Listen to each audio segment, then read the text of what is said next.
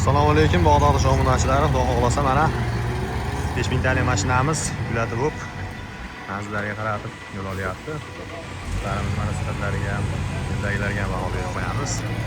Yangi yo'llari juda a'lo darajada ishlayapti. Razmerlari 25-12-6 razmerdagi vodiyning standarti. Kimga shunday ishlarimizdan kerak bo'lsa, mashinani rangiga moslab ochib ketishyapti.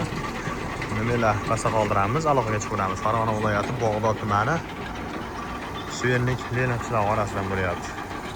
Narxlarni so'raganlarga zavod narxi 750 so'm. Mana ishlarimizni xom holatida bundan olib ketishayotgan jarayonlar.